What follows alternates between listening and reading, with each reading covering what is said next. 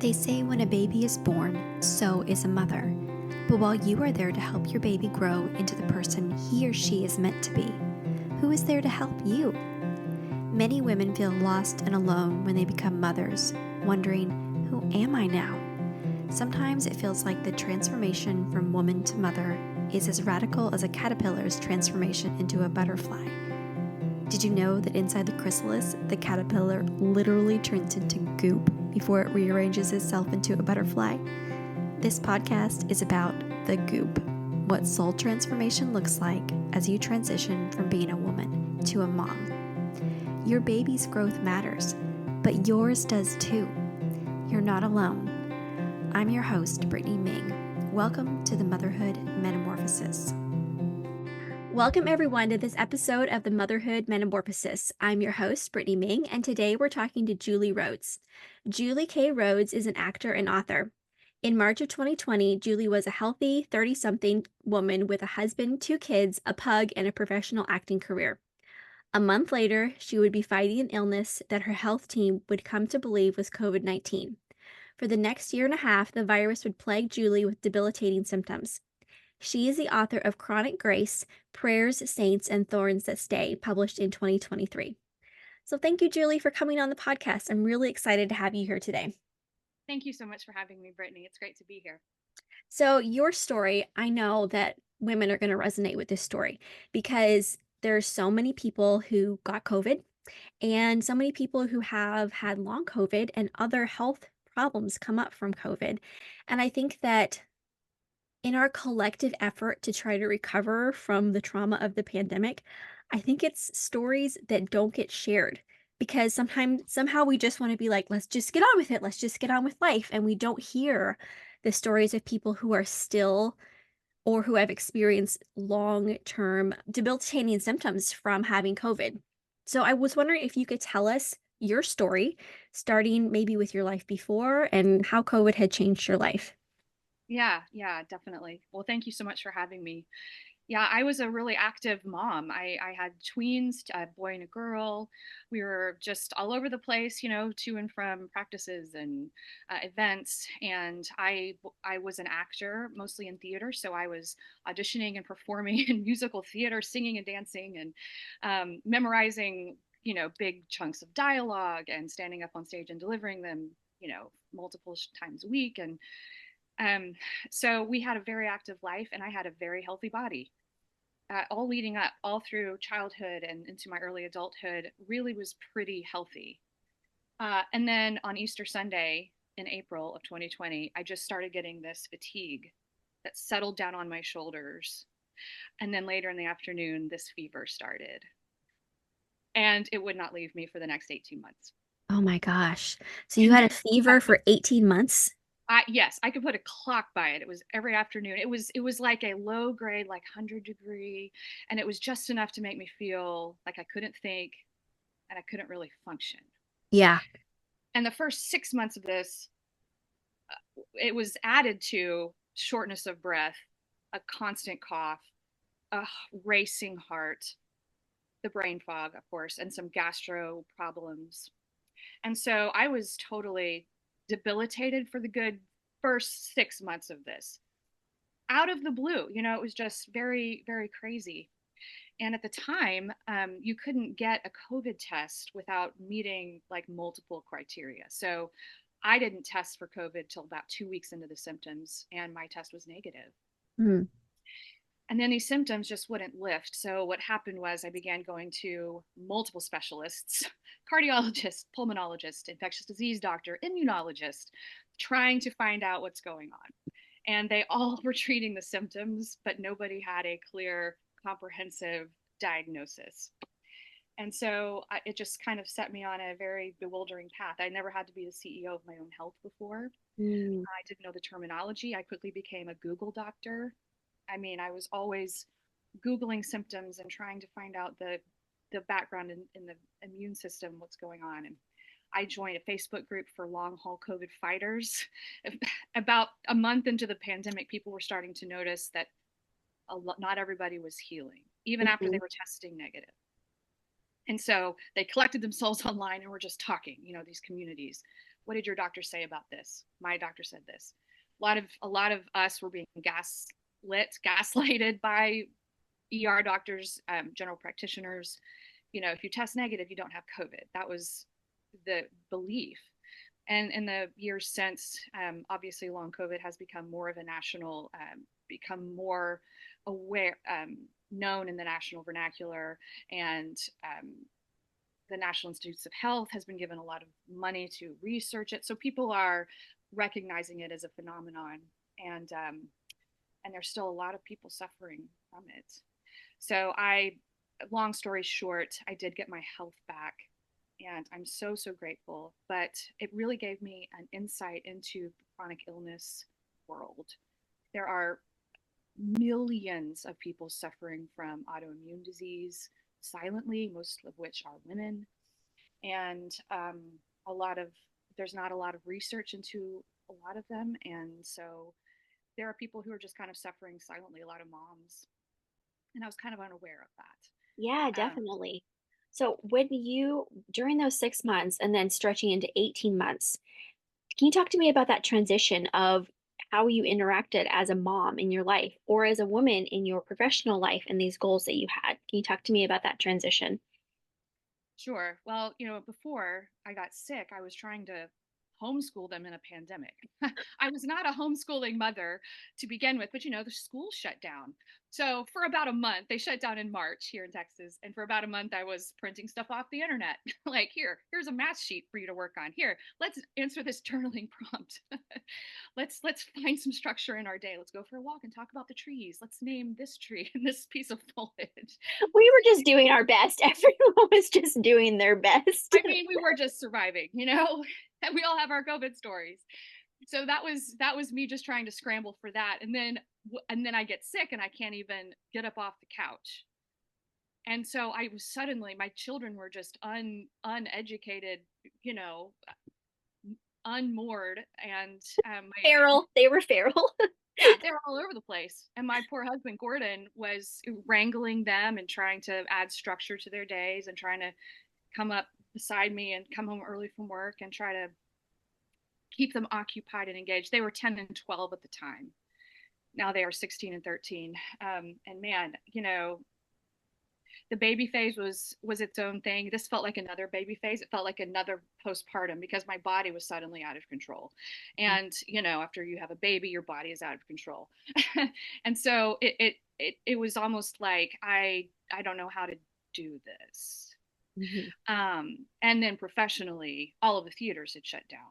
So all of a sudden, I didn't have anything to audition for. How do I do this? Where is this creative outlet that I felt helped me be a better mom? Mhm. And that no longer was there. So my identity was dismantled. I didn't have my professional pursuits. I didn't have the capacity to be the mom that I always took for granted that I could be. Definitely not perfect, definitely struggling, but able to cook them a meal, Mhm. you know, able to take them on a walk, drive them to a thing. And I now was in this mode of I have to protect them. So I don't want to scare them. Mhm. I need to tell them enough so that they're not confused, which is also scary because they know something's going on because kids are smart. But I didn't want to give them so much information that it would be scary because about 6 months into this journey, I also discovered that there was a 70% chance I had thyroid cancer, which Mm. necessitated a thyroidectomy. And so we were living with the maybe of that as well. So we had maybe COVID, we had maybe cancer in the mix. And I was just in this whack a mole mental space of I need to fix my body, I need to keep the kids uh, out of a panic state and some semblance of normalcy. So it was very overwhelming. Yeah. So as you were going to these doctors, I'm sure they were testing for all kinds of things, and I'm sure they tested your thyroid. That's like the first thing they test in women when they're like, "I'm exhausted all the time." I've had Yeah. my thyroid tested like 4 times. It's always normal. I guess exhaustion is just like part par for the course when you have 5 kids. But Yeah. so tell me about how they discovered. Did you end up having thyroid cancer? Thank God, no. Okay. Um, the genetic profile said it's either 70% chance cancer now or it will become that at some point in Mm. your life. So it had not become that. The surgery, however, did set me back in my symptoms. As you might imagine, not having a thyroid is not great for healing, and my body was not doing a great job absorbing and appropriating the synthroid, the artificial hormones that they give you after that. So I just had a longer road ahead than I ever could have anticipated, and yeah, it Do you was feel hard. like with your kids, as moms, fatigue and being on the couch and seeing how this has almost become that horrible word, the new normal, how do you feel like your motherhood looked to them? Were you able to like find a semblance of new type of relationship with them through that, and maybe a new type of relationship with yourself? Or do you feel like you just kept holding on to that hope of like, it's got to change, it's got to get better? That's a great question. Well, honestly, for the first probably 9 months, I was just in denial. I was going to get better. I was really fighting this new normal. I was not going to accept it because it felt like it would be a surrender. And I didn't want to lay down my arms. I wasn't ready to give in to this or accept this. My kids deserved better than this. I deserved better than this. So I'm going to do everything I can to heal. So I was very much in problem solving mode. I mean, like I said, just going to all the specialists and doing all of the research and interacting with all of the other people in my boat. Like I did not come to a place of acceptance for a very long time, and this is always so hard um, for any of us when we have a thorn, because we all have, I say thorns in the book, it's sort of a general metaphor for anything long term that will not go away, that is unfixable. And mine was a health thing, but we often will have relational struggles or just hang-ups and hurts from the past, and things that just we cannot fix. And coming to a place of acceptance is a long and difficult path. And I did certain things to establish sense of normalcy for my kids. It's kind of small, but we always lit this candle at the beginning of the day. We called it the candle of learning, and that was something we did, before I got sick when we were trying to rein in the schooling. But I kept lighting that every morning, even if I couldn't get out of bed or if I couldn't function. I was like, still lighting this candle.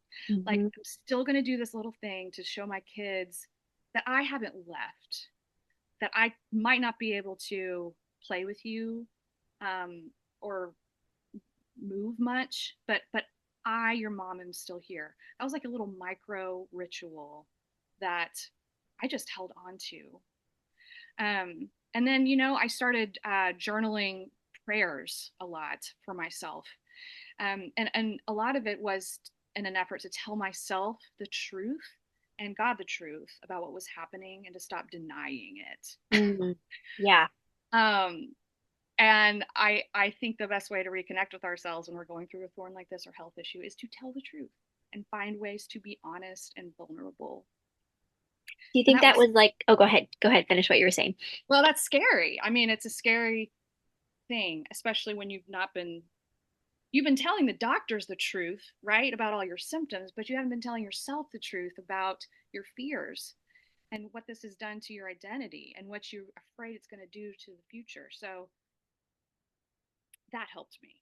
Yeah, I can see how that could be like, you said 9 months of like you're in just problem solving mode. And then maybe the journaling like helped be like, okay, this is a reality. This is a truth I have to tell to myself. This is maybe a point of acceptance that I have to come to. Like, what if? Yeah, What if this is my life? that's right. And how can I engage this life? You know, I, Life doesn't end just because it's changed. Are there little things I can do to be myself in this new normal? I would go out and sit in the sun. I would sit and I would just let the breeze wash over me, and I would let the sun shine on me. And when I could, I would just walk to the end of the block and back. And something about being out in nature, about allowing myself space to just be and not to solve, Mm. was really healing and comforting and empowering, even though it was very small. you know there was no grand gestures of, or it was not a fast process. It was these little micro habits that helped reconnect to myself and to God and to my family. Hmm. Yeah, I have had times in my life. I remember writing a post about are you showing up in your life? And it was a time where I really didn't, I think it was during the pandemic, but my husband was also deployed. So he had to they were actually like the first Air Force Squadron to deploy during the pandemic. Like it was, they didn't know what they were doing. They didn't know, like, they were just like, we just have to go. And so, like, I was 6 months at home, like quarantined with 5 kids. And I was just, I think my brain wanted to focus on everything we had lost, everything that was like in the past that felt like that was normal life. And I wanted to focus on the future, which was my husband coming home, like things getting better, like the pandemic ending. And it was really hard to just be in the moment and be in today because the day was hard. Right. It was the pandemic schooling, it was a baby, it was early teenagers life. I mean, and all those kids in between. It was really hard. And Yes. I wrote that little post about are you showing up in your own life? And I thought, I was just like, how can I show up in my own life today despite all these challenges that are going on? What does it look like for me to show up in my life as myself?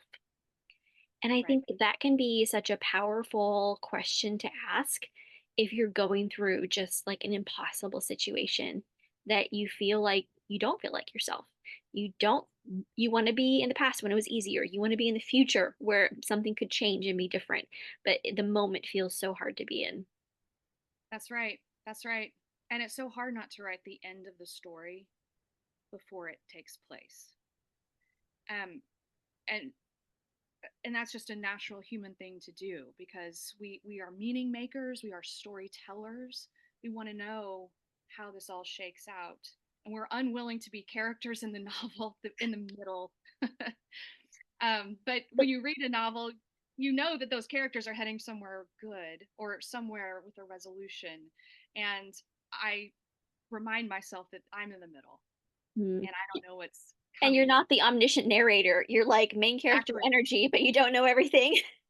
That's right, but we have this weird God complex where we think we are. We think we have total control and mastery over everything, and it was kind of a gift to be shown my my dependency and my I'm not the main character here.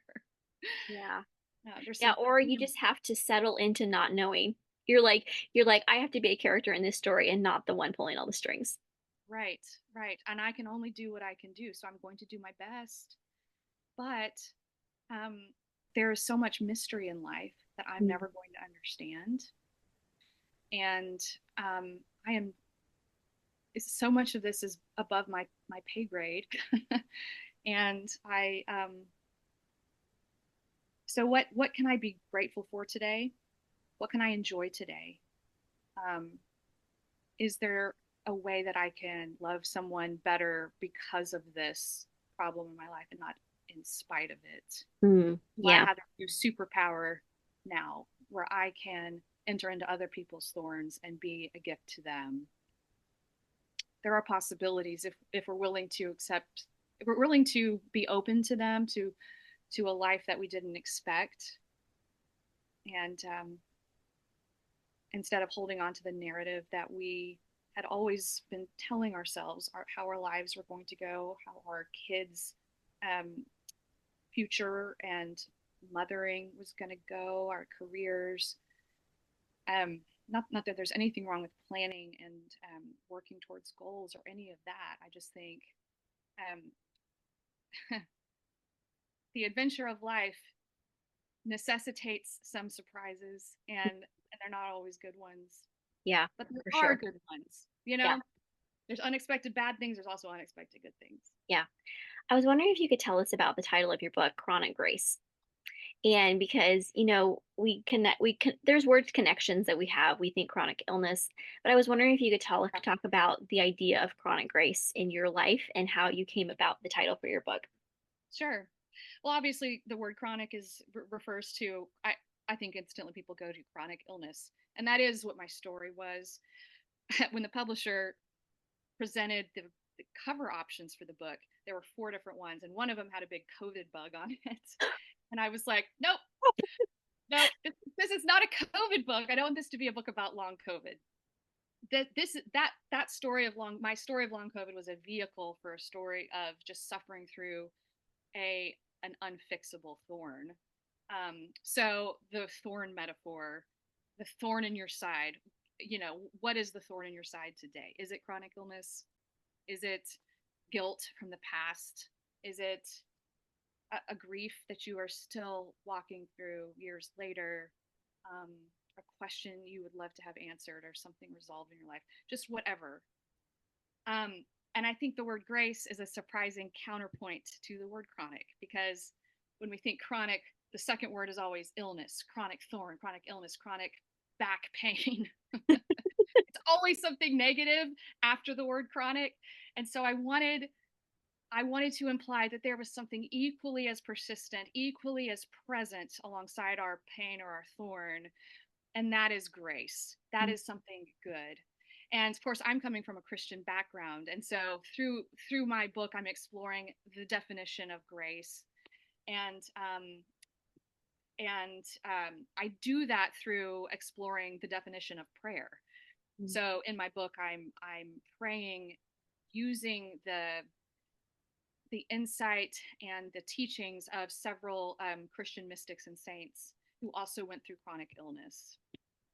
And so through their stories and my prayers, I hope to come to a definition of grace that will help people. I love that. I love the idea that story can bolster us and keep us going for one more day.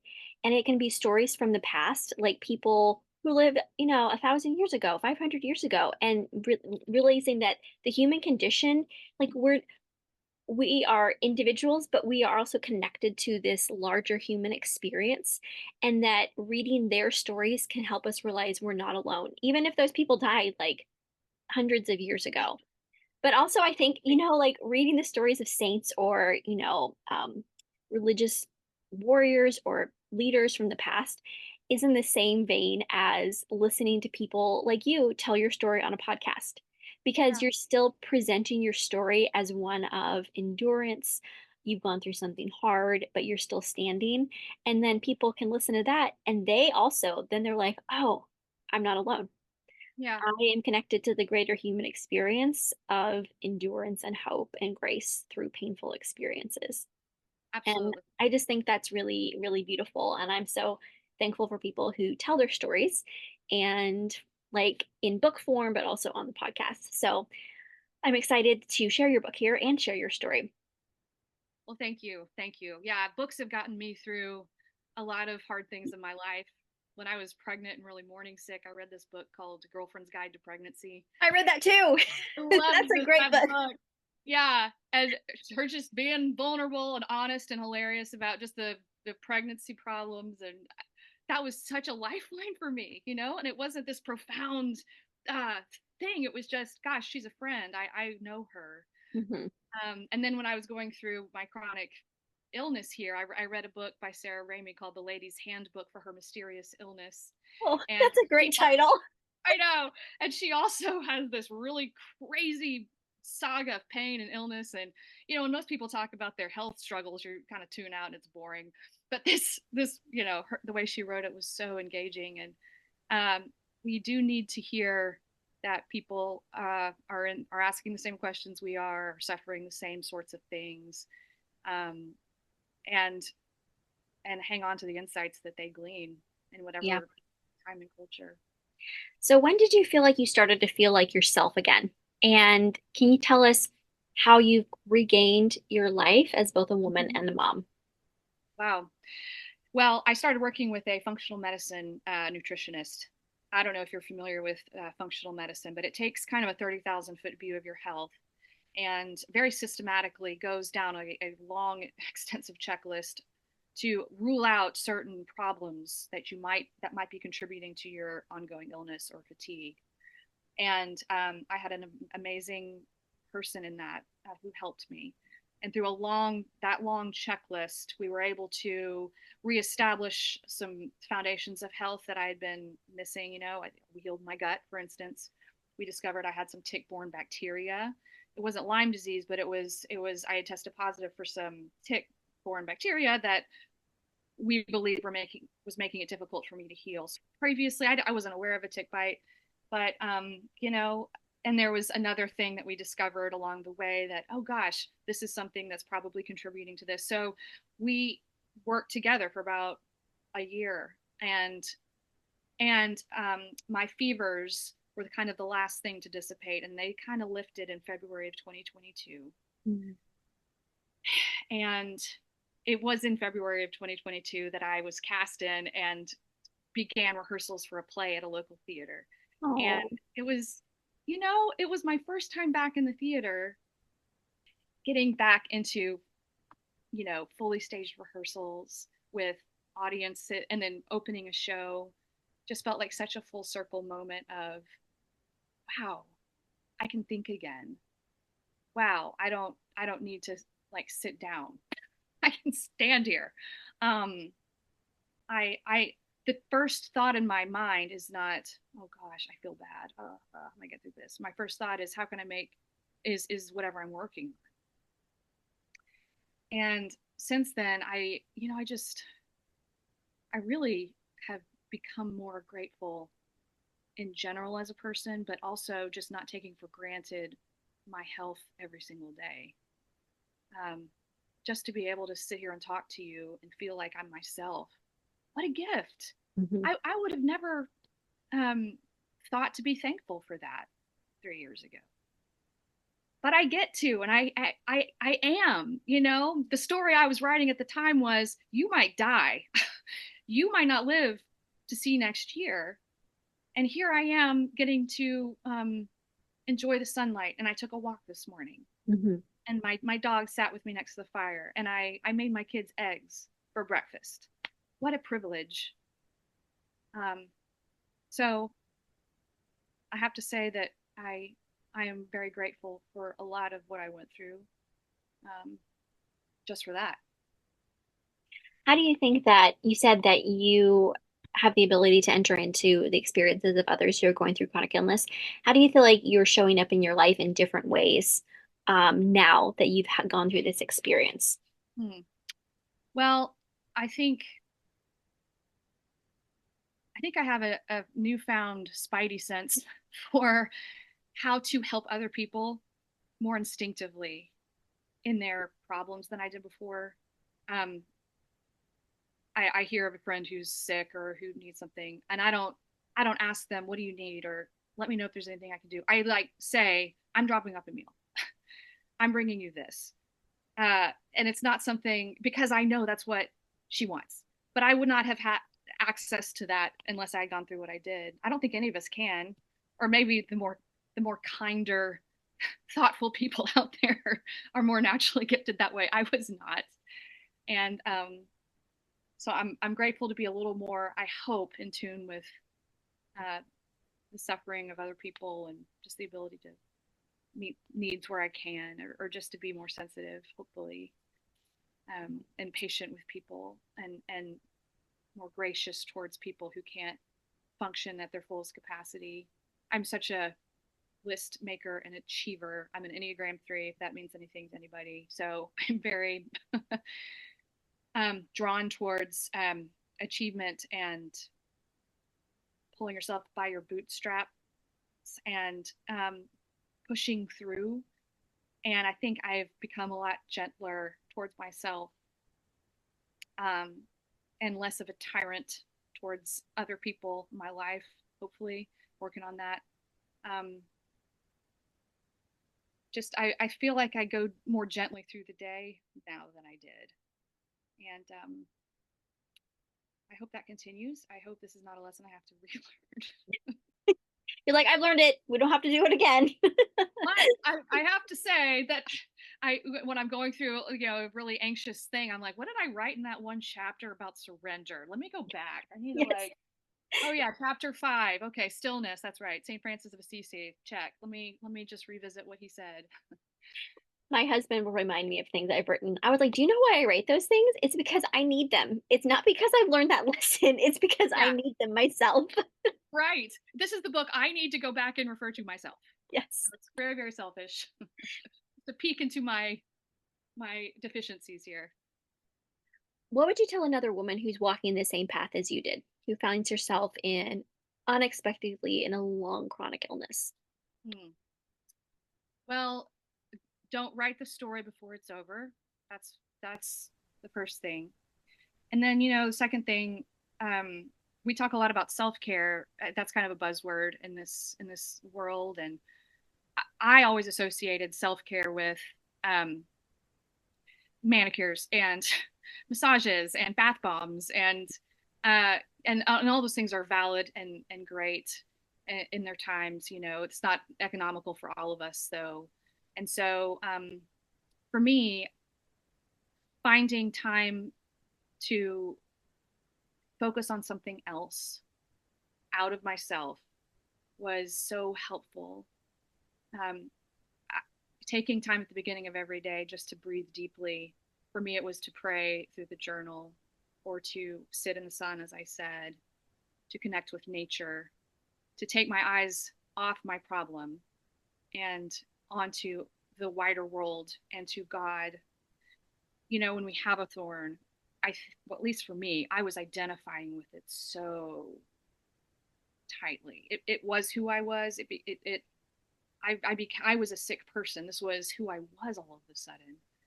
And I think the best thing we can do for our own self care is to take our focus off of ourselves and our just for a moment every day in whatever way we find is helpful. And I think, at least for me, when I was able to snatch a moment, I got a book of prayers from a friend when I was able to pray those things, when I was able to tell the truth in a journal or sit in the sun or take a walk. I I instantly was able to breathe deeper, and the world seemed bigger to me.